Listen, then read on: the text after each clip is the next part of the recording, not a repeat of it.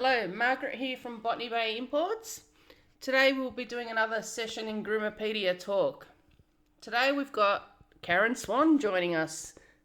For those that don't know Karen, let's find out a bit more about her. Hello, Karen. Hey Mark, how's it going? Pretty good. How about yourself? Yeah, nice day here.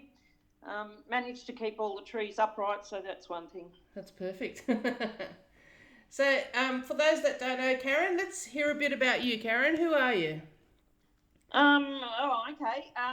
Well, I am a groomer, or before that, I did vet nursing, and then had to stay at home with my children, so got into dog grooming. I've done dog training, all sorts of things. I don't know who I am, really. That sounds strange, doesn't it? Well, maybe when you used to own Canberra, the salon before, maybe you were able to answer that a bit more better. I started grooming way back when. I've been grooming for about, I think I worked out 45 years. Oh, wow. Yeah, I know, it was really scary. You don't look a day older than 45. Oh my God, I just turned 60. Oh, wow. Happy birthday. I started dog grooming when I had children and I wanted to stay home with them. I do have a special needs child, so I needed to stay home and work from home. Yep. And then later on, I moved into a grooming salon called Canberra Pet Stylists, and ran that for some time. Just maybe 2 years ago, sold that and came back home, and I'm sort of semi-retired now. Oh, okay. That's lovely to hear. What did you want to be when you were a kid, Karen? You're not going to believe this one. I wanted to be an opera singer. Oh, okay. I didn't know you did so well at karaoke. I probably don't, but as a child, I definitely wanted to be an opera singer. Yeah.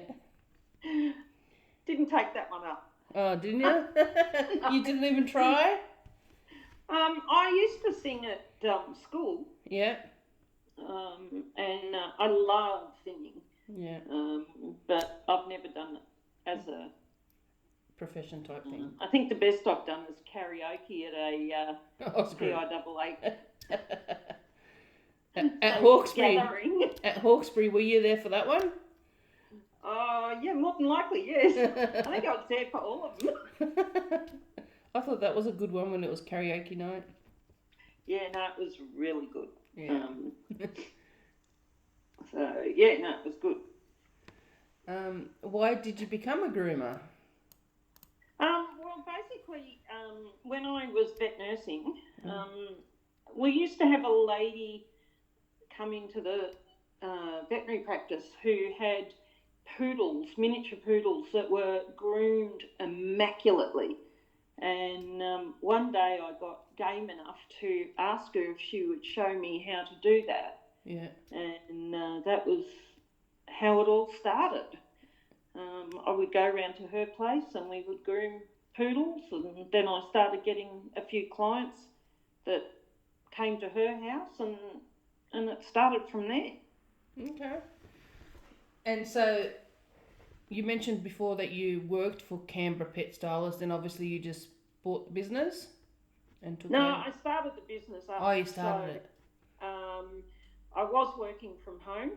Yep. And at one stage, I thought about it and I thought, well, if I ever want to retire, I can't do anything with my business. I can't sell it because it's in my backyard. Yeah.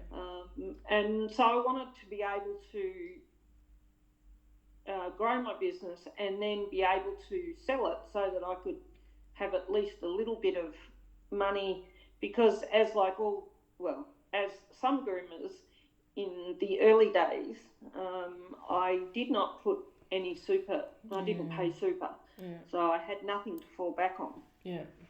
And a salon shop front came up about 5 minutes from where I live. Oh, perfect. And it had awesome rent. Yeah. And I thought, why the hell not? So my husband suddenly became a Carpenter. shop fitter-outerer. As all the husbands do, I think. And he's an IT person, so... Hey, at least you got your computer software system up and running for you. Well, exactly, but we did have to consult with YouTube how to get dynabolts in a concrete floor. Good old YouTube. Yep. But no, it was a good move. Yeah. And I think 3 or 4 years later, I sold it. Yeah. Perfect. Yeah. I mean, part of the reason I sold it, as a few people would know, is my health has not been 100% for quite some time. So, that was a good opportunity to bite the bullet and do it. Yeah. How did you find networking with other groomers? Oh, look, it's the most important thing ever, and I think being part of PIAA and going to our grooming conferences was just, that's where all the networking started. Yeah. And it's become one of those things that I find is very, very important just in life in general. I managed to get my son a job through networking. I've achieved quite a, and made some really good friends out of networking as well. Yeah. I think it's important. Reach out there and talk to people. That's exactly right. And it's a shame with this coronavirus thing at the moment. No one can really get together and do things, and everything's on a standstill at the moment. Well, it is, but we're all finding different ways of doing it, like your podcast or Zoom or... True. But we just have to find other ways until we can... I'm assuming it gets back to normal one day. Yeah, back at the bar. Yeah. What made you attend seminars, Karen? We laugh because, yes. Well, actually, I thought about this one.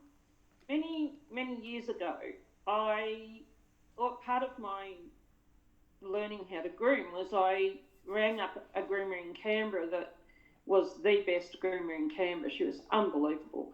And Erica Pullen from top to tail. And I'd go in and help her for free. Yeah. And she would teach me the odd thing. And she took me along to a PIAA grooming conference. And back then, it was, I don't know if you remember, Hazel Christensen. The name does ring a bell. Yeah, and she's an American? Yep.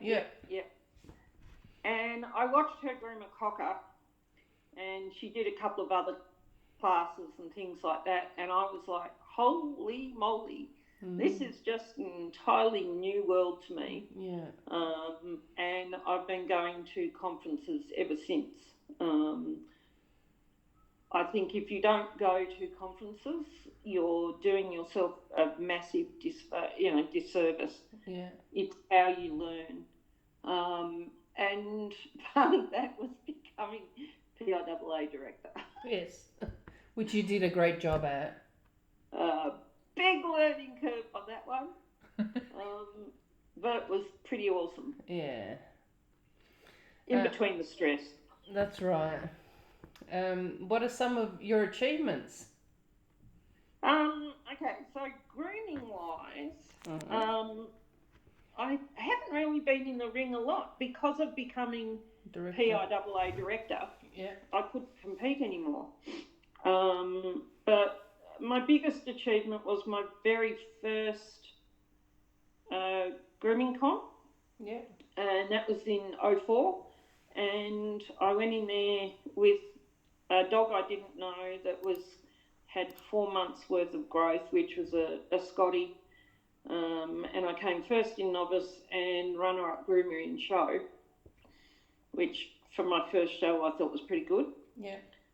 And then third in Masters in '05 with a Westie, and then another Scottie and another Scottie in Masters the next 2 years, but second and first. So they were good achievements. Yeah, very good. But then, of course, I started doing PIAA. Yeah. So that was a big achievement for me. Learning how to be on a board of directors with one female and the rest all males, and getting my point across, and trying to achieve some stuff for grooming the groomers. sector. Yeah. So I felt that was a really good achievement on my part, and I stuck agree. with it for 6 years. So yeah, I'm not sure if I was I lazy or. I think you did a great job, Karen. I dealt with you quite a few times over those years. Yeah. Thanks, Mark. It was a challenge, and I still remember quite well sitting. Colin and I went on holidays, and we were in England. Yeah. And the brochure hadn't been done for the conference, and I was sitting up at 3 o'clock in the morning in England, talking to Scott in Australia and designing the brochure. The brochure whilst on holidays with Colin snoring away beside me. Many. There were many things like that, but it was challenging. Yeah. On quite a few grounds, but I just learnt so much. So that was another achievement. Yeah. And of course, my kids are my achievement. That's right. They're the best things in my life, my kids. Yeah. So, Perfect. It's not been a bad life. You've had a good life. Yeah. I've still got my legs, so that's an achievement. That's right. And you've still got another 50 years to live, so you're perfect. Do you cover a particular dog breed, Karen? Poodles? Look, I like doing terriers. Yeah. And I love doing Scotties. Wouldn't own one, but I love doing them. Yeah. So I suppose Scotties I'm well known for. Yeah. I like doing my standard poodles. One day before they, put me in a casket, I'll actually do one right. But still trying to perfect that one. You need to go to more seminars. I do. What risks have you made as a groomer? Ooh. Probably going into the grooming salon from home. Yeah. That was a big risk, and it paid off, thank God. Yeah. It was very, very hard slog. Yeah. But that's probably the biggest risk that I can think of. Okay. Karen, what are some of your success stories? Well, apart from grooming, I'd say my biggest success stories are my work with fostering dogs, which I've been doing for quite some time, and every time I rehome a dog, that's definitely a success story. Yeah. I'm very heavily involved in it now, and I really enjoy it, and I think I get a lot of success with seeing dogs get rehomed. Rehomed into good homes, that's right. That takes up my life now. That's why I had to stop grooming. Have you got many dogs there with you? Actually, at the moment, I only have my own dogs. Oh. If you talked to me about 2 weeks ago, I had 7 dogs here. Oh, wow. Yeah, that was interesting because one of them wanted to eat my cat, so that was a bit of a balancing act. Yeah. But I can, I try not to take on too many, but occasionally I end up with a few because they need to get out of the pound and we still haven't found a carer for them. Yeah. So they'll camp at my place for a little while. How do you find these people for the? Oh, look, I'm with a group called ACT Rescue and Foster. Yeah. And we have foster carers within that group, and we've got a website. We put dogs on there, and people choose which dog they want to take. So we don't just give them a dog. Yeah. They have to have a dog that fits in with their household. Yeah. And their abilities, because some of the dogs are quite challenging. But yeah, we sort of do it that way so that we try to keep everyone happy. Happy, yeah. We support them quite a bit as well. Perfect. You're doing a great job there. Yeah, I'm not sure my husband appreciates it sometimes. Men. Yeah. I shouldn't say that. I have to say, I had a lady around here the other day that was helping me with something, and she pulled out a phone, turned on her camera to see her foster dog inside the house ripping up their lounge. Wow. Yeah. And she lived on the other side of town. Oh, wow. Yeah. The joys of foster dogs. Yes. They said they wanted a new lounge, so it was all good. Who's your worldwide mentor? Oh my God. I don't have one mentor. I have multiple. Lots. Yeah. Of course, Terry DiMarino. She's amazing. Yeah. Judy Hudson, Christine Pulowski, they're all, I take bits from each one of them. Each one of them, because they all specialise in different things as well. Yeah, look, here I just love Sharon to bits. Yeah. Her attitude and her way of explaining things to you and all of that sort of thing is amazing, and she just goes about things nicely, quietly, and doesn't make a fuss or anything like that. And I try to live up to that a bit. Yeah. And you look at Mel's done unbelievable business stuff. So you take a bit from all sorts of people, and just admire them all. Yeah. Great groomers in the world. Oh, I think, Deb Ryan, amazing. Yeah, Deb Ryan's the most amazing terrier, and we have such good terrier groomers over here. I watched Victor when he came over here, and I just sat there and went, oh, they make it look so easy.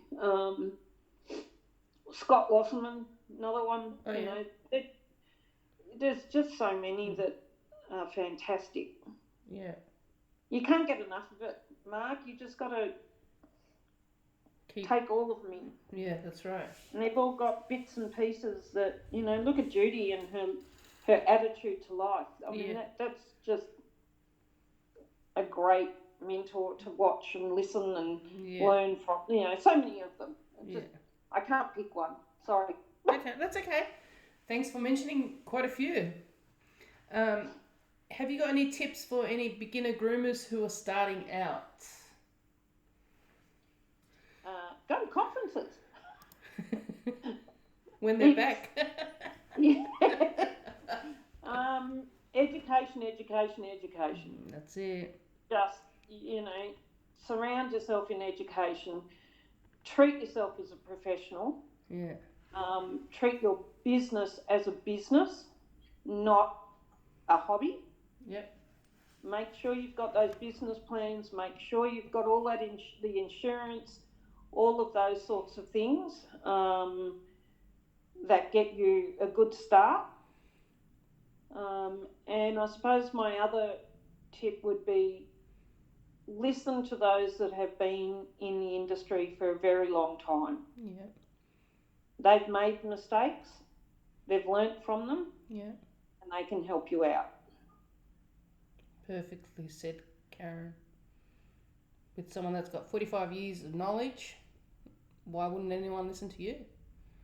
Because I'm forgetting it all, because I'm getting too old. Oh. That's why I have to go back to conferences and watch YouTube. Oh, Karen. I just... Now I've got you giggling. Have you seen all that stuff about Karen on Facebook everywhere? Karen this, Karen that. No. It turns out that there is another Karen Swan in Canberra. Oh. And she did an interview for the ABC all about Karens. And now I've got to go and say, that wasn't me. Every time I see one, it's like, oh, I should tag Karen, but I'm like, I'm sure she already knows about it. Yeah, you frighten me when you tag me. A certain photo that might come up again. Not yet. I think that's around April or something, isn't it? Oh, probably. Oh, good old days. Yeah, they were fun. Yeah. All right. Thanks for your time, Karen. I really appreciate it. Not a problem at all. Any time, and I really hope that the groomers, stick with it and get out there and do things like, don't forget to support people like you. Yeah. Your company and all the other companies that support the groomers. Yeah. It's just, it's amazing, and they need to be appreciated and they need to be supported. Yeah. We're a big group, and it's not just groomers, it's The companies anything to do with grooming and dogs and and cats. Don't forget cats. Oh yeah, cats as well. Yeah, I groom those too. I've only been put in hospital once by a cat. Okay, I might have to interview you one day on cats or something. Might be a shorter interview. That's okay. All right, thanks, Karen. No probs, mate. All right, I'll talk to you later. Okay, bye. Bye.